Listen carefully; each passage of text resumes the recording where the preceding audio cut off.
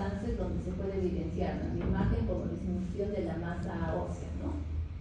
Dentro de la densitometría hay diferentes exámenes que se pueden hacer para respaldar esta clasificación, pero el que normalmente hacemos es la aproximetría dual de rayos X, o conocida como DEXA. Y algunos otros exámenes como la ultrasonografía o la resonancia magnética también nos pueden ayudar a ver para ver si hay disminución de la masa mineral. Entonces, ¿qué es la absorciometría dual de rayos X o DEXA? Este tipo de examen va a ser un examen eficaz para medir la densidad mineral ósea. El examen es relativamente más económico, el tiempo de exploración en el caso de los pacientes es un tiempo corto que no va a llevar más de media hora realizar el examen. Con este tipo de examen al paciente le exponemos a una menor radiación y normalmente el examen de DEXA se hace en todos los pacientes que estemos sospechando osteoporosis o en los pacientes que tengan alguna sospecha o condición y que requieran un tratamiento oportuno. Dentro de los objetivos de la densidad mineral ósea está valorar el riesgo de fractura. El mayor riesgo en un paciente con descalcificación es la fractura y más las fracturas que se conocen por fragilidad. También nos ayuda a valorar la necesidad de un tratamiento temprano y como parte de monitorización en estos pacientes que ya tienen un tratamiento establecido nos ayudan a ver cómo va la respuesta del tratamiento, ¿no? Si bien la osteoporosis, que es para lo que más usamos la densitometría, no es curable, pero con los medicamentos que damos hacemos que la masa ósea vaya mejorando y al paciente prevenimos que tenga menor riesgo de fractura. ¿Cuáles son las indicaciones principales para la densitometría ósea? Según algunas asociaciones, se debería hacer la densitometría ósea en todas las mujeres más de 65 años o en varones más de 70 años. Esto es por regla. ¿En qué otras condiciones hacemos? En las mujeres posmenopáusicas entre 50 a 64 años o, como dice el ISSB, en pacientes menos de 65 años o en varones de 50 a 69 años que tengan algún factor de riesgo. Por ejemplo, como baja de peso, que hayan tenido una fractura previa, en este caso por fragilidad, caídas repetitivas, medicamentos que sabemos que van a llevar a disminución de la masa ósea, alguna enfermedad asociada que tenga. ¿Y en qué otros casos también hacemos antes de los 65 años o incluso en los niños, en pacientes que van a tener estas condiciones? En los pacientes que tienen alguna enfermedad endocrina o metabólica, como las enfermedades como el hiperparatiroidismo, que da una marcada descalcificación, en pacientes con diabetes, en pacientes que van a tener insuficiencia suprarrenal, en pacientes que van a estar con inhibidores de la aromatasa.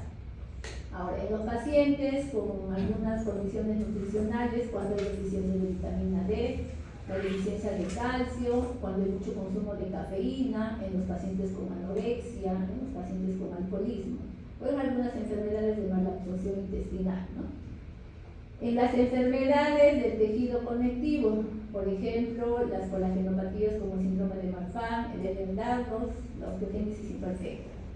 Dentro del medicamento, la mayor causa va a ser los pacientes que utilizan corticoterapia crónica. Entonces, cuando se considera un tratamiento de corticoterapia crónica en esos pacientes que reciben una dosis de 5 miligramos diario por un periodo más de 3 meses. Entonces, en este periodo sí hay un riesgo alto de descalcificación. En pacientes que están en algún tipo de quimioterapia, algunos pacientes que reciben algunos tipos de antiepilépticos, o a pacientes que están recibiendo algún medicamento para el hormona tiroidea. En los trastornos metabólicos, hematológicos, como la leucemia, la hemofilia, el mieloma, que también algunas causas, y dentro de las misceláneas que vienen la hipercalciuria, la inmovilización, en los pacientes que están postrados, en los pacientes que tienen baja actividad física, en los pacientes de artritis reumatoide. ¿Esto por qué? Porque hay muchos pacientes que reciben corticoides más de un año, que idealmente actualmente ya no se ve mucho, pero si ven unos pacientes, hay los que son 60, 70 años, muchos pacientes que reciben corticoides más de 5 años. En las enfermedades pulmonares obstructivas también es un factor de riesgo para descalcificación. Ahora, el examen, si bien es un examen accesible, fácil, ¿cuándo tiene contraindicaciones?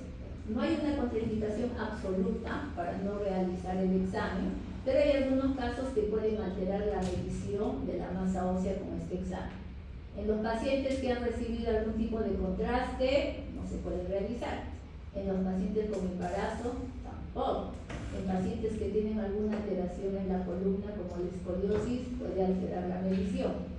En algunos cambios degenerativos o artrosis también nos va a dar un valor alterado, entonces que a veces nos lleva al error para medir. En pacientes que tienen algunos dispositivos, aparatos ortopédicos como los pacientes con prótesis, por ejemplo, que también nos puede llevar al error de lectura. En los pacientes que van a tener un índice de masa, pero a los extremos, con un índice de masa corporal muy alto, con un índice de masa corporal muy bajo. Y los pacientes que obviamente no puedan mantenerse en una posición estática para poder realizar el examen. Cuando analizamos en el examen de la densitometría, nuestros parámetros de medición se van a dividir en estos. Tenemos el parámetro axial, que va a aplicar básicamente en todo lo que es la columna, el parámetro central, que va a aplicar columna como la parte proximal de la cadera, el apendicular, que aplica básicamente extremidades, y el periférico, que se utiliza en los demás huesos, ¿no? En algunos casos hacemos la medición de calcáneo, del dedo, del antebrazo, y en algunos casos hacemos la medición de masa ósea corporal total. Estos son los lugares frecuentes de escaneos con la densitometría. Tenemos la columna, que normalmente abarca de L1 a L4, que nos sirve como utilidad diagnóstica tanto en adultos como en niños. También tenemos la medición del fémur proximal, en este caso, que abarca cadera total, cadera femoral, y en algunas ocasiones la región intertrocantérica, pero lo que más manejamos es cadera total y cuello femoral. En esta también hacemos seguimiento de cómo van con el tratamiento, y en el cuello femoral es el que principalmente llevamos para el seguimiento del tratamiento. En la medición del antebrazo, el principal es el tercio, al 33% de mención, el tercio medio del radio. Entonces, esta también nos lleva para utilidad diagnóstica, pero este sí no es un lugar frecuente para valorarlo, salvo en algunos pacientes muy obesos o en pacientes como hiperparatiroidismo, por ejemplo, que aquí sí valoramos el radio. Y en los pacientes que no podemos valorar columna y fémur, también hacemos la medición de esta zona. En algunos casos manejamos la columna lateral, el cuerpo entero, el calcáneo y las falanges.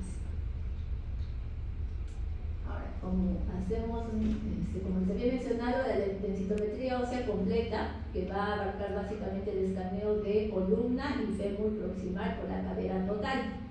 Y si alguna no puede ser evaluada, se utiliza el tercio medio del radio.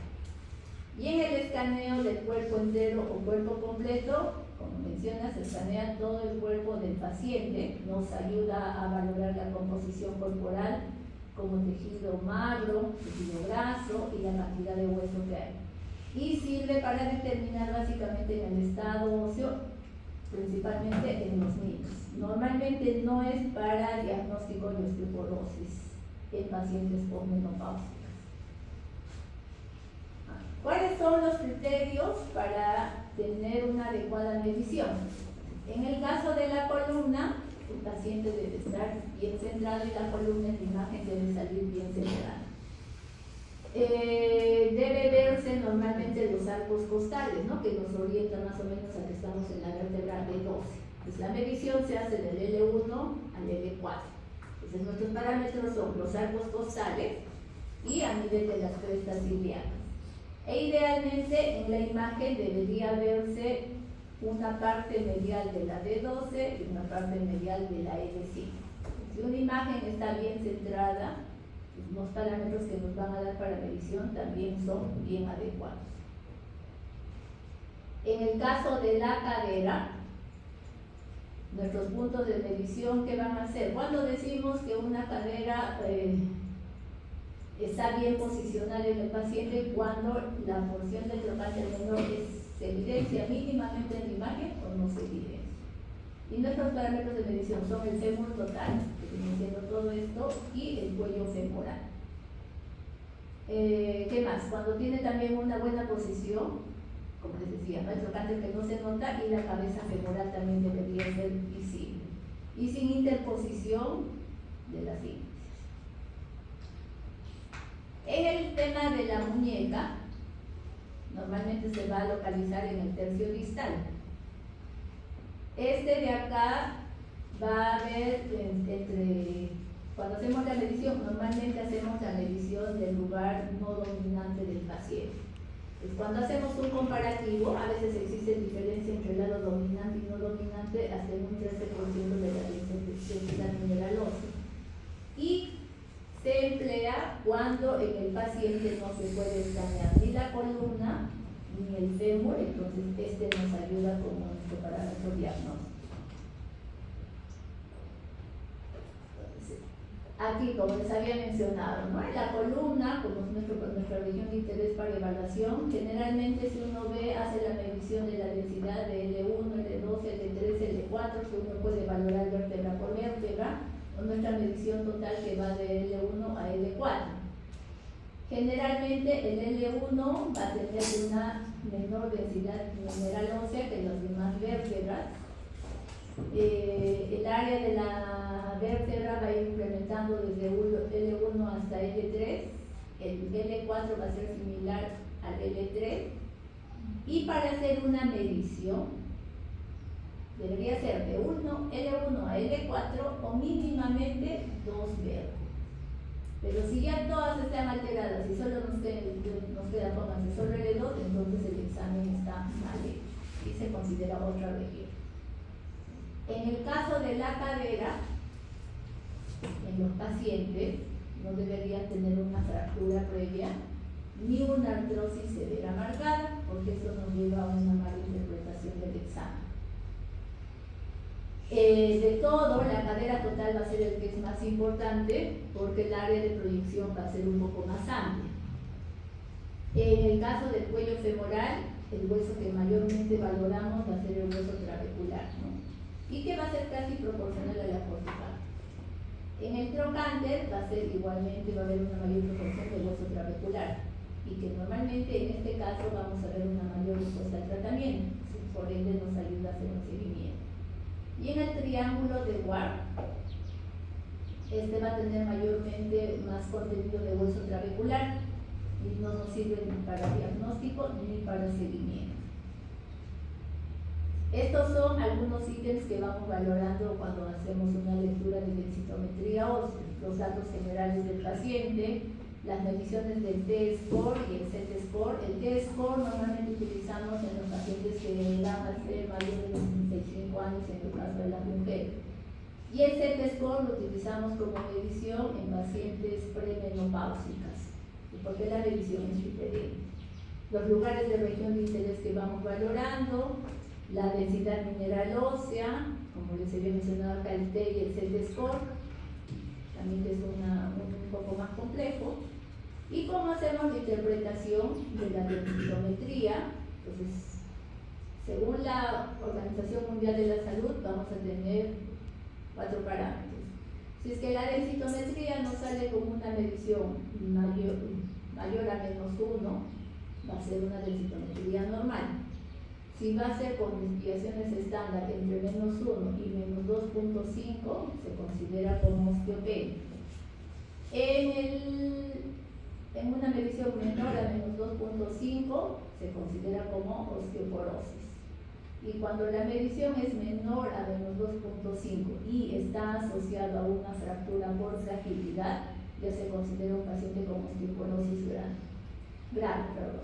Y en el caso, cuando se hace la interpretación a los pacientes menores de 50 años del Z-score, se considera, no va como el diagnóstico de osteopenia, osteoporosis, sino la interpretación va como baja masa ósea para la edad o adecuada masa ósea para la edad.